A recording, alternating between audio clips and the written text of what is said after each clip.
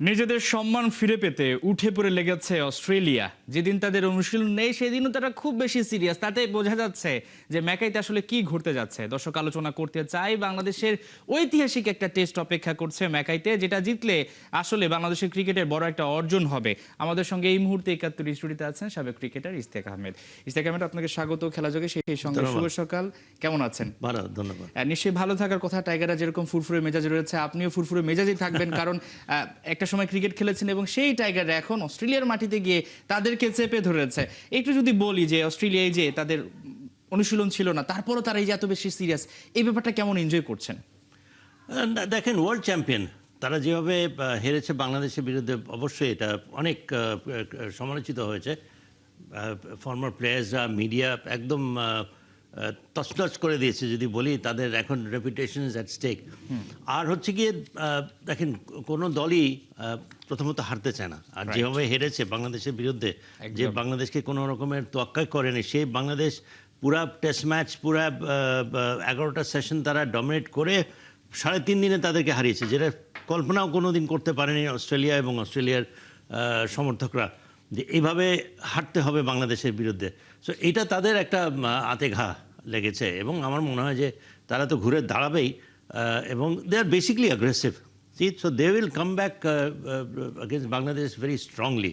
খুবই intimidating cricket খেলবে। তাদেরকে আমি যদি বলি যে ফিজিক্যালি তাদের উপরে যে অ্যাটাক করবে না, তা কিন্তু না। They are going to bowl bouncer, short ball, body line, যেভাবে হোক তাদেরকে কাবু করার চেষ্টা করবেন। তাদের প্রধান অস্ত্রটা হচ্ছে ফাস্ট বোলিং। এখন হচ্ছে কি বাংলাদেশ কীভাবে সেটাকে মোকাবেলা করবে। বাংলাদেশ জিম্বাবুয়ের পরে অস্ট্রেলিয়াতে এসে সেই 2 দিনে কিন্তু ইনিংস ডিফিট খেয়ে গেল। রাইট। কোন একটা বোলার নামও শুনি না, 8টা উইকেট নিয়ে বাংলাদেশ। তো what did Bangladesh do? Bangladesh পিছে তাকায়নি, সামনে এগিয়ে খেলে যেভাবে খেললো। এখন সময় এসছে, বাংলাদেশ কিন্তু পিছনে তাকানো যাবে না। যেটা গেছে গতকালকে খেলা শেষ, এখন নতুন দিন, যেটা শান্ত বলেছে তার প্রেস কনফারেন্সে। The next test match is a new day, is a new beginning, is a new match.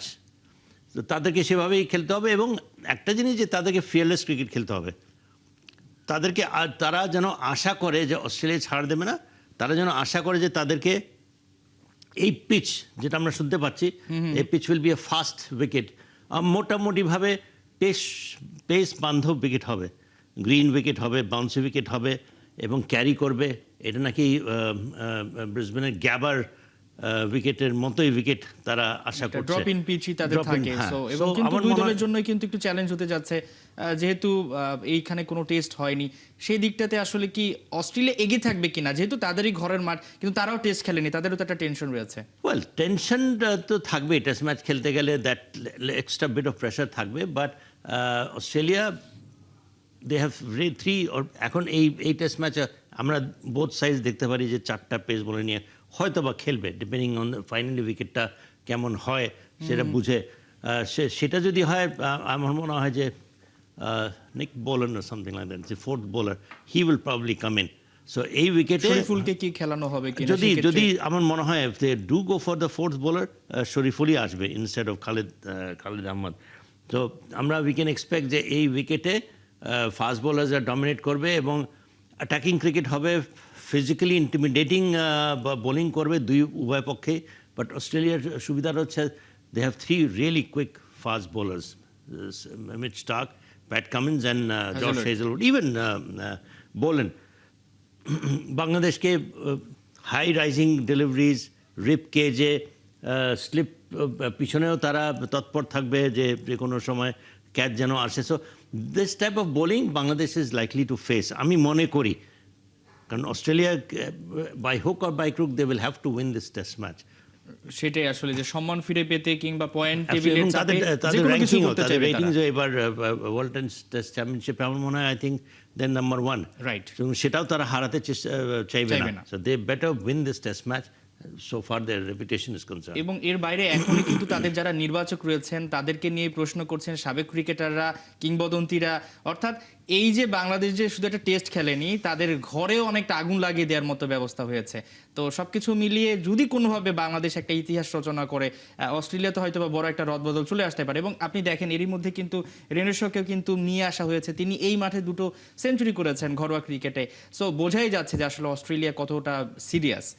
R ওয়েদারেলকে drop দিয়েছে, এটাও একটু দুঃখজনক যে একটা টেস্ট প্লেয়ার একটা টেস্ট ম্যাচের পরেই ইজ আউট। রেনশক এনেছে বিকজ প্রমিসিং অফ স্পিনও করে। এই উইকেটে যদি ফোর্থ স্পিনার যদি প্রয়োজন পড়ে কিংবা ফিফথ স্পিনার যদি একটা অপশন থাকে নেথন লায়নের পরে, মেবি যদি নেথন লায়ন্স অবশ্যই খেলবে। That is one thing. Another thing হচ্ছে যে সমালোচিত হয়েছে প্যাট কামিন্স টসে জিতে হি অপটেড টু ফিল্ড, ব্যাটিংটা নিয়েছে, বাংলাদেশকে ফিল্ডিং পাঠিয়েছে। সো এখানে আমার মনে হয় এই this was a decision that backfired. অনেক সমালোচিত তার মানে হয়েছে এখানে তো এই টসটা জন্য। অনেক বেশি গুরুত্বপূর্ণ হবে এবং তারা নাও অ্যাসেস করে ফেলেছে বাংলাদেশের স্ট্রেংথ অ্যান্ড উইকনেসেস কি। বাংলাদেশ হোপফুলি যেন ফাইট করে। ফ্র্যাঙ্কলি স্পিকিং এটা খেলেছে, জিতেছে, they deserve every bit of, যা প্রশংসা যতই করা হয় কম করা যেন কম হবে। এখন বাংলাদেশের রিয়েল পরীক্ষাটা হচ্ছে গিয়ে এখন। রাইট। বাংলা একটা কথা মানে আমরা কি বোনাস পেয়ে গেছি প্রথম টেস্টে? না, বাংলা একটা কথা আছে না, বাঘে লেঞ্জায় পাড়া দেওয়া। বাংলাদেশ কিন্তু তাই করেছে। So now they are up against, they will be up against the Tigers who going to come back. হ্যাঁ, এখানে তাদেরকে পরিচয় দিতে হবে সাহসের। এখানে হচ্ছে রিয়েল আরেকটা নতুন সিচুয়েশন। বাংলাদেশ তো এই ধরনের পরিস্থিতিতে কোনোদিন সম্মুখীন হয়নি। এই পরিস্থিতিটা কীভাবে মোকাবেলা করে যদি হয়, আমার মনে হয় we should look forward to good 5-day test match, competitive test match, counter attacking the fast bowlers কিংবা ফাস্ট বোলার যাই তাদের দিকে ছুড়ে দেবে সেটা যেন ঠিক মতো করে যখন মোকাবেলা করে। হার জিত ইজ নট দ্য ফ্যাক্টর। বাংলাদেশকে কিন্তু এখন এই রাতারাতি টেস্ট চ্যাম্পিয়নশিপ জিতে যাবে, রাতারাতি আমরা 1 নম্বর 2 নম্বর হয়ে যাব, ওইদিকে আমাদের লক্ষ্য রাখা উচিত ওই না। লক্ষ্য রাখা উচিত। ওটা হলে বেশি আমার মনে হয় সেটাই মেন থেকে আমাদের নজরটা, ফোকাসটা সরে যাবে। আমাদের ফোকাসটা হওয়া উচিত হবে এখন তুমি যেটা whatever you going to give me, how I will tackle you, that is more important. সেটা আসলে অস্ট্রেলিয়া কিন্তু সবসময় অ্যাটাকিং ক্রিকেটটা খেলে এবং এটাতে তারা অভ্যস্ত। আমরা যদি অ্যাশেজের কথা বলি কিংবা ভারতকে তারা আমন্ত্রণ জানায়, ভারতের মাটিতে খেলে। অর্থাৎ তাদের যে অ্যাটাকিং খেলার যে ব্যাপারটা, বাংলাদেশও সেটা কিন্তু অনেক আগে থেকে একটু হলেও করার চেষ্টা করছে। হাবিবুল বাশার সুমনের কথাই বলি, তানজিদ হাসান তামিমকে নিয়ে যাওয়া হয়েছে এত দ্রুত টেস্টে এবং সেটা কিন্তু তিনি করে দেখিয়েছেন। এবং সৌম্য সরকারকেও কিন্তু রাখা হয়েছে, সৌম্য কিন্তু অ্যাটাকিং মুডে খেলেন। এই মুহূর্তে আপনি যেটা বলছিলেন যে বাংলাদেশ হারুক কিংবা জিতুক, ওদেরকে দেখানো উচিত যে আমরাও টেস্টটা ওদের মতো অনেকটা খেলতে পারি। সেটাই কি বড় লক্ষ্য হওয়া উচিত কিনা? অ্যাবসলিউটলি। দেখেন আমরা ওয়েস্ট ইন্ডিজে গিয়ে ওয়েস্ট ইন্ডিজকে হারিয়েছি, শ্রীলঙ্কাকে আমরা হারিয়েছি তাদের ব্যাকইয়ার্ডে, পাকিস্তানকে আমরা 2-0 হারিয়েছি, পাকিস্তানকে আমরা এখানেও হারিয়েছি, নিউজিল্যান্ডকে আমরা তাদের দেশের মাঠে। সো এটা কোনোভাবে it's not a fluke. See it is, we are now consistently proving ourself as a strong side. এখন এই অস্ট্রেলিয়াকে এইভাবে হারানোটা, এটা অ্যাবসলিউটলি কেউই কল্পনা করতে পারেনি। এখন আমরা যখন এরকমই একটা চমক তৈরি করেছি, এটাকে তো বজায় রাখতে হবে কোনোভাবেই। এবং আই এম শিওর শান্ত আর যারা পুরো team, they will also try and prove যে no, if we can do this, we can do even better.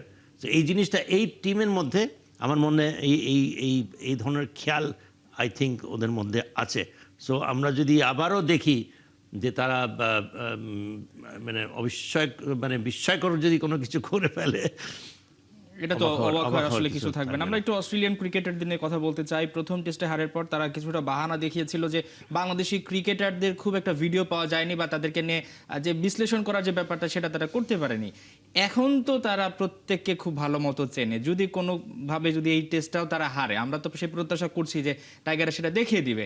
তো তখন কি তাদের এই বাহানা দেওয়ার সুযোগটা আছে কিনা, তারা যে বাহানা খুঁজছে?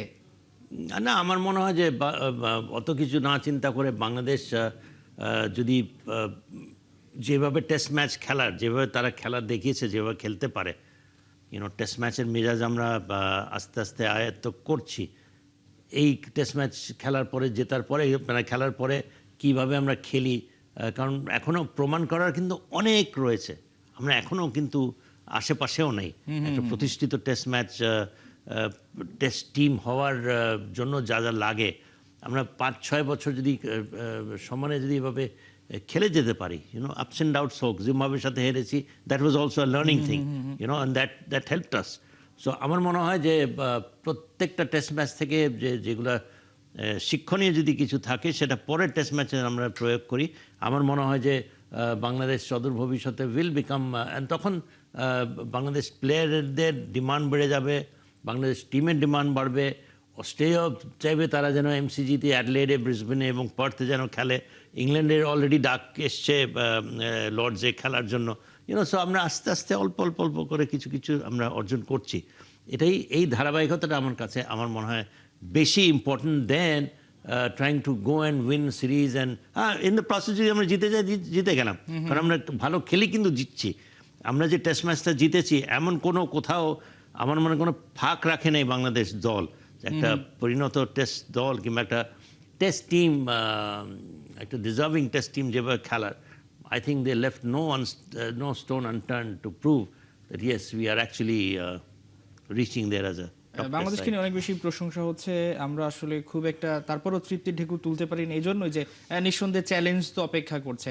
সবচেয়ে বড় চ্যালেঞ্জটা কি ভেন্যু, নাকি এখন আসলে কোন জায়গাটায় আমরা বেশি একটু হলেও বাধা পাচ্ছি টাইগাররা?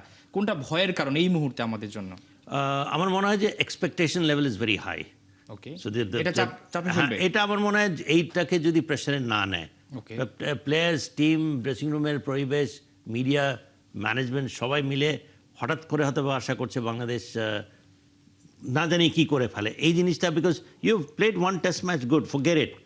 নাও it's a new day, new condition, বোলার্সরা will come in aggressively, you have to face that situation. এখানে নতুনভাবে এই নতুন পরিস্থিতিকে সামাল দিতে হবে। সব কিছু মিলিয়ে এটি তো টেস্ট ক্রিকেটের বিশেষত্বতাই হচ্ছে এখানে you have to adjust, adapt to the conditions, changing conditions. এবং এই পরিস্থিতিটাকে যদি আমরা মোকাবেলা করতে পারি, যেমন টেস্ট ম্যাচের প্রথম দিকেই আমাদের ফাস্ট বোলারসরা আসবে, বল উইল কাম, নাকের পাশ দিয়ে যাবে, মাথার পাশ দিয়ে যাবে, কিভাবে সেটা মোকাবেলা করবে সেটা ওপেনিং ব্যাটার্সদের উপরেই বর্তায়। তারা এখন আমরা দেখছি যে সেখানে এই এরিয়াটাতেও আমরা কিছুটা ইমপ্রুভমেন্ট দেখছি। সাদমান ইসলাম ইজ দি অনলি কনসিস্টেন্ট, মোটামুটি থাকছে। আমরা অস্বাভাবিক একটা ইনিংস দেখেছি তানজিদ তামিমের কাছ থেকে, কনসিস্টেন্টলি যেন সেকেন্ড ম্যাচটাও যেন আমরা ওই ধরনের কিছু একটা আমরা দেখতে পারি। যদি হয় প্রথম ওপেনিং বোলার্স এবং ওপেনিং ব্যাটার্সরা যদি ফার্স্ট সেশনটা যেটা দিয়ে করে সেটা যদি সামাল দিতে পারে, I think this test match is also going to B interesting. সেটা আমরা সবসময় আসলে ওডিআই নিয়ে বাংলাদেশকে নিয়ে কথা বলি, বা ওডিআইতে বাংলাদেশ ভালো করে, অন্যান্য দলগুলো আমাদেরকে ওডিআই এর জন্যই হয়তো ইনভাইট করে, আমরাও সেটাতে খুব ভালো করি। এখন আসলে টেস্ট নিয়ে কথা বলা, টেস্টে অনেকে আবার খেলতে চায় না, এই ধরনের কিন্তু অনেক অভিযোগ রয়েছে। বা আমাদের দেশে ঘরোয়া লিগে যে টেস্টটা যেভাবে হয় সেটাও কিন্তু খুব ওয়েদারের কারণে বলেন বা নানা কারণে যারা আসলে ন্যাশনাল টিমে খেলে তারা অনেক সময় সেটাকে স্কিপ করে বা টি-20টাকে বেছে নেয়।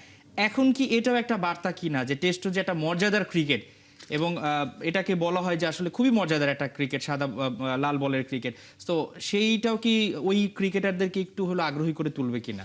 আরেকটা জিনিস, গুড কোয়েশ্চেন, ফ্যান্টাস্টিক কোয়েশ্চেন। এটা আমরা যদি খেয়াল করে দেখি, আমরা কয়েক বছর ধরে আমরা কি দেখছি, আমরা দেখছি যে বাংলাদেশের মার্জিং দল, বাংলাদেশের এ দল, হাই পারফরমেন্স দল প্রায় কিন্তু বিদেশ যাচ্ছে। এখন কিন্তু একটা সাউথ আফ্রিকাতে খেলছে এমার্জিং টিম, বাংলাদেশ এ দল একটা যাচ্ছে টি-20 খেলতে। সব কিছু মিলিয়ে আমরা ডিফিকাল্ট কন্ডিশনসে বেটার অপোজিশন এগেনস্টে আমরা কিন্তু খেলছি। আমরা অনেক নতুন নতুন প্লেয়ারদেরকে আমরা দেখছি। এখন একটা আছে সোহান, হাবিবুর রহমান সোহান, সেনসেশনাল প্লেয়ার, আমরা দুই একটা নাম এরকম শুনতে পাচ্ছি যারা টি-20তে। তারপরে ইমন একজন আছে যে নাকি সাউথ আফ্রিকান এমার্জিং দলের এগেনস্টে খেলছে। So he is goat 3 wickets in both innings. So এরকম অনেক প্লেয়ার যাদের আমরা নাম শুনিনি, তারা সুযোগ পাচ্ছে কেন? দেশের মাটিতে যেহেতু ওই ধরনের আমরা সুযোগ সুবিধা কিংবা ওই ধরনের ফ্যাসিলিটিস, ওই ধরনের কন্ডিশনসে প্রায় সে খেলতে পারে না। এখন ক্রিকেট বোর্ড কি করছে, এদেরকে বিদেশে পাঠাচ্ছে, এই ধরনের কন্ডিশনসে খেলাচ্ছে। অস্ট্রেলিয়াতেও এখন ডারউইনে একটা এসছে। তো আমার মনে হয় যে এই ধরনের প্রস্তুতি, এই ধরনের যদি ইয়েটা যদি চলমান থাকে, আমরা অদূর ভবিষ্যতে বাংলাদেশ থেকে অনেক প্লেয়ার বেরোতে দেখবো। নিঃসন্দেহে সেটাই আসলে ঘটবে, বাংলাদেশের জন্য অনেক বেশি শুভকামনা রইল এবং আমরা প্রত্যাশা করছি যে বাংলাদেশ দারুণ একটা কিছু করবে। অস্ট্রেলিয়া যে সম্মান ফিরে পেতে চাচ্ছে, তবে দারুণ একটা লড়াই হবে। বাংলাদেশ যদি হারেও সেই জায়গাটায় আমরা একটা স্বস্তি পাবো, এই জন্য যে তারা চোখে চোখ রেখে লড়াই করবে। ইশতিয়াক আহমেদ, আপনাকে অসংখ্য ধন্যবাদ আমাদেরকে সময় দেওয়ার জন্য। দর্শক, আমরা আলোচনা করছিলাম বাংলাদেশের ম্যাকাই টেস্ট নিয়ে। আমাদের সঙ্গে যুক্ত ছিলেন ৭১ স্টুডিওতে সাবেক ক্রিকেটার ইশতিয়াক আহমেদ।